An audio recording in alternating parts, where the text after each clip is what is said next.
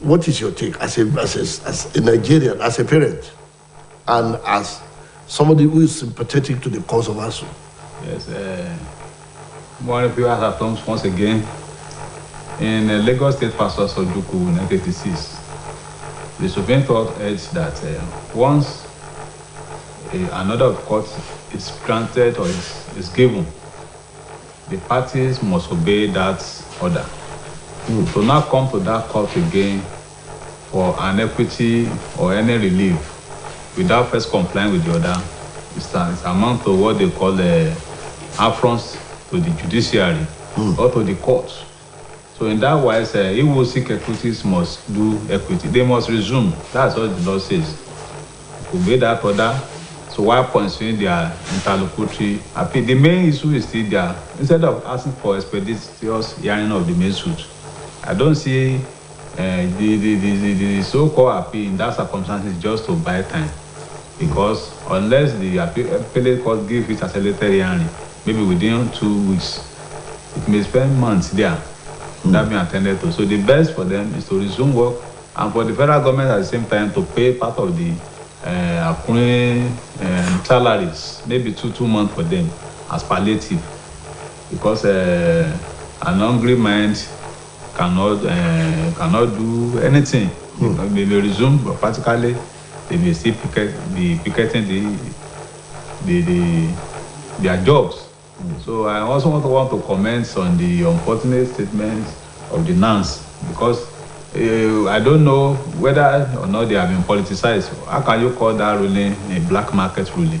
So such a statement is very unfortunate, and they should consult themselves. They are also being at the forward of the person before.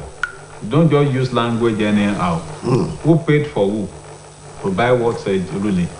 More so when it's really marketable. It's their favor. So they then pursue their appeal, but they must, as a matter of law, they must resume the work. Still talking judiciary, Senate confirms Ariwola as new CJN gets agenda. The House, the National Assembly has. This is about the first time they are setting agenda for a Chief Justice of Nigeria. And apart from that, the way and manner it was screened, and the screening was approved. So to the fact that perhaps we say the man is a lucky man, because the CJN we have known in the past, even the case of Onoge, it was almost when 3 months was about to be concluded to avoid a vacuum. That was when the vice president, when the president was not around, sworn in the then acting CJN of Noge. So this time around, so that the National Assembly, they did not politicize the screening, and actually the newly sworn in and the newly screened CJN, acting CJN screened, I think should be sworn in on time too. The Mr. President should not delay the swearing in, at least within the space of 1 week when they resume from United Nations in New York, so that we can now try to reform the judiciary as expected. Yes, we are not done yet with matters having to do with the courts and judiciary, as it were. Courts set aside $47 million Paris Club payment judgment. That is coming on the front page of the Punch newspaper this morning. Yes, the Paris Club has been a matter of, it has been a matter of litigation in the past few months. And now the court is setting aside. That is the court of persistence. The matter will still go on appeal. Because actually part of the money have been paid to this so-called consultants. When the governor now raised an eyebrow that they were not in the knowing as to the content or otherwise, they themselves they know the best. But the consultant also said they bribed them $100 million for their electioneering campaigns about 4 years ago. So let us wait and see. But before the court set aside any judgment or any ruling or any action, that means the facts must be very strong enough. So, so that the exercise will not be in nullity. Yes, let's go to politics now. Let me start from this minor piece. Let me start with this minor piece as it were. Northern Christians will mobilize against Muslim ticket. Now, that is quoting somebody who is a northerner. It's an unpatriotic comment. More so, if you are saying that, what of the Southerners who believe that PDP should not have taken a northerner again after Buhari? So are we not saying that Southerners should mobilize against Atiku? Let everybody vote according to his or her conscience and his choice. He should face his matter in court. Over 300 million naira contract, something he's facing. He should not use religion for that divide Nigeria. So let us, if we are saying that, is this what that even Christians are more than the Muslim in the north? It's a fallacy. Only at Taraba, Taraba Plateau and Benue, Middle Belt, they are heavily populated by Christians. Other 16, we have large number of Muslims. So it's not doing the Christian community a good cause. It should be cautioned. Let's say he's saying his own mind. He's saying he's not representing the others. Because of his frustration, because he was expected to be picked as vice president or Dogara, came from the same area as Christians. So, but the party has their choice. Yes, IU must go. PDP calls emergency meeting over governors. I want to read some of the riders here. As Wike, Makinde Fayoshi, George Ghana, others pull out of presidential campaign. Southern PDP bloc says Atiku failed to honor London agreement with Rivers governor. I cannot decide IU's fate. Ex-vice president replies. Aggrieved campaign council members. Yes. This is a very dicey situation. Serious situation. Because even if you say IU must go, they are constantly say that the person from his constituency should replace him. Just like the problem PDP, maybe they are still having or they had in Osun State when they remove Sojola Adagodo. Yes. The person that should replace him should be from that area, Ijesa, where he comes from, and not the other person from Ijesa land entirely, according to the concern of the party. So as of now, they cannot convene any convention. PDP cannot convene convention for the purpose of now choosing another person, even if that person is going to be a Southerner. So they are in a dire straits, in a kind of dilemma. But all the same, according to the pledge of the chairman that he will resign if a Northerner emerges as a candidate, they are now facing that they didn't say president. He was talking of president. Who is deceiving who? The chairman who said he will. It appears that the chairman is not a man of honor according to his own ways. Even when I listened to Chief Bode George in the channel yesterday, he was saying the same thing. It's not a matter of gang up. It's a matter of do what is equitable according to their belief that at least politics should be inclusive. So if you are now taking most of the posts within your own party, Northerners, secretary, Northerners, campaign DG, the chairman, so just do a palliative of removing Jobrin and put for Wabara. Oh, I don't see this crisis being solved. Well, the same paper, the same story is on the front page of the Nation newspaper. PDP quakes as Wike's group opt out of Atiku's campaign. But I will now go to the front page of the Nation newspaper. The Nation newspaper is our next port of call. And what we have on the front page here, let's take this one. 95.4 liters crude oil stolen daily, says government. This is a very serious one and an act of economic sabotage, we will say. Who is sabotaging? Is it the government? The government is announcing that 95. They have the duty to stop these things. It's not just informing the people they are stealing. And you're asking for forgiveness from the foreign donors to forgive you. And where are these crude oil, where are they being shipped to? They are being shipped to the foreigners, these same people that said they should forgive you. That's why I will not be surprised if they are forgiving of their so-called sin. They say that were committed by the elite. They are not journalists as all Nigerians. They benefited from the burning their body. So it's just a cartel. It's an organized crime, according to Peter Obi, which I agree with him. You have all the technology in this world to stop and arrest these people. Why are you now informing Nigerians that they are stealing every day, and you are there as government? So if there is no conspiracy, it should not be so. It's not a banana republic. Yes, court order won't stop negotiation with ASU, says Ngige. This is Ngige. But the negotiation has been working already. The negotiation has broken down a number of times. Even this time around, if they go back to the so-called Rainbow, the ASU have been weakened. So to say, they have been broken in one part of their ribs by the other. So they will not have the capacity to strength again, because once you get the interlocutory, it's as well as good to presume what will be the outcome of the substantive suit. So if they declare their strike initially as illegal, what will be the benefit for the ASU? So that's what reason why that they should accede to the common sense. Let the reason prevail. It is 7 months, 8 months. They are clamoring that they will be paid. But at the same time, you still want to pursue the whole work, the whole work. You cannot work from these circumstances. So they should go to the round table again, and they discuss. Nigeria, US, Germany, others signal part on food security. This is a challenge news, as it were.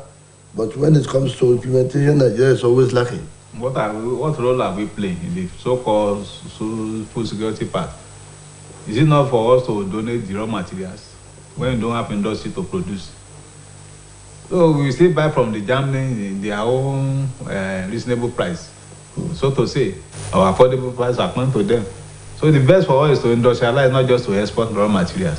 That's the best thing for us. So that they themselves, they should come and buy our product here. We used to produce something in Nigeria before, but nowadays, it's as if it is in near impossibility.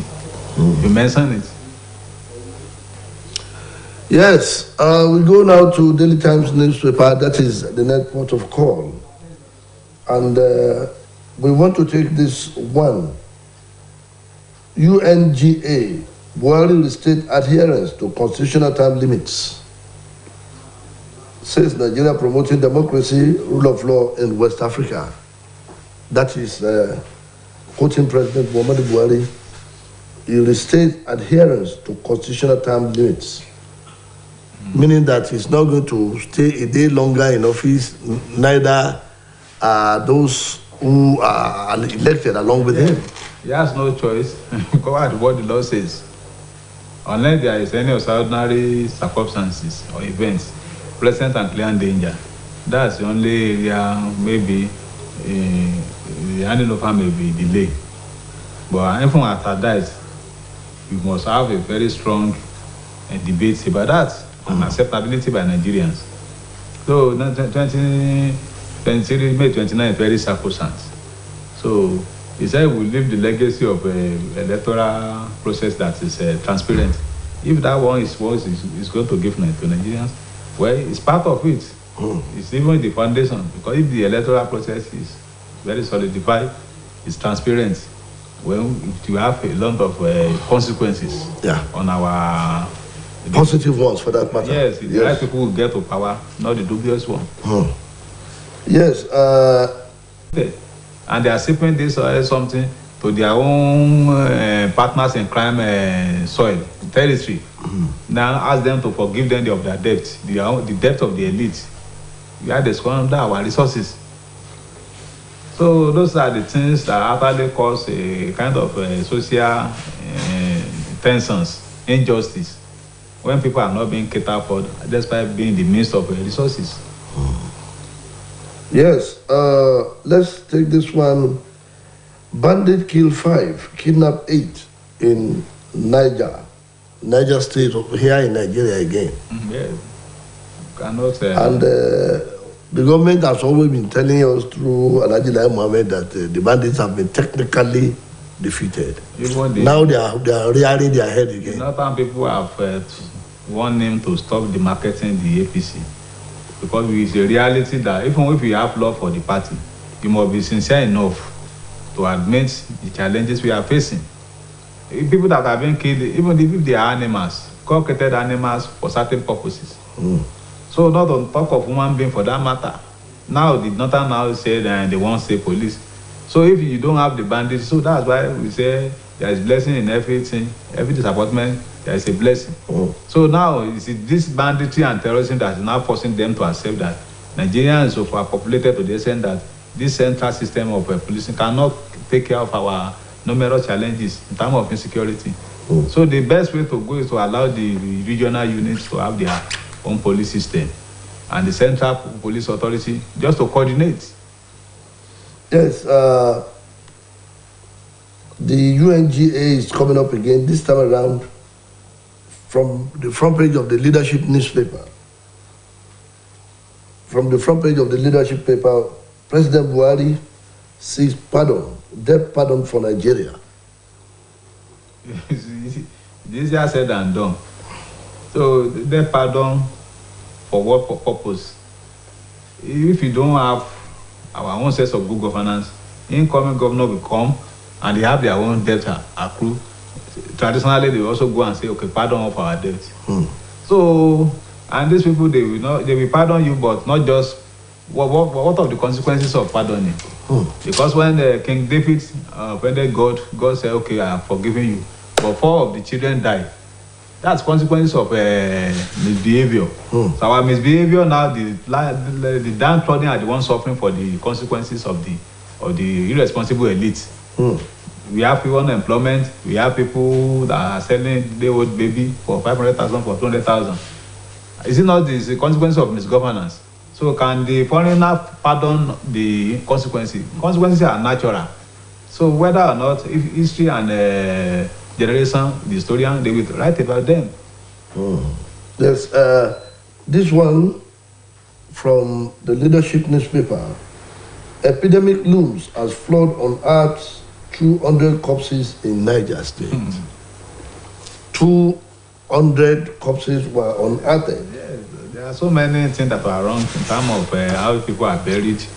Whenever they are lost, even if they say inside your house you should not bury, it's a colonial law. But no single tradition has surpassed that law. People still violate it at way.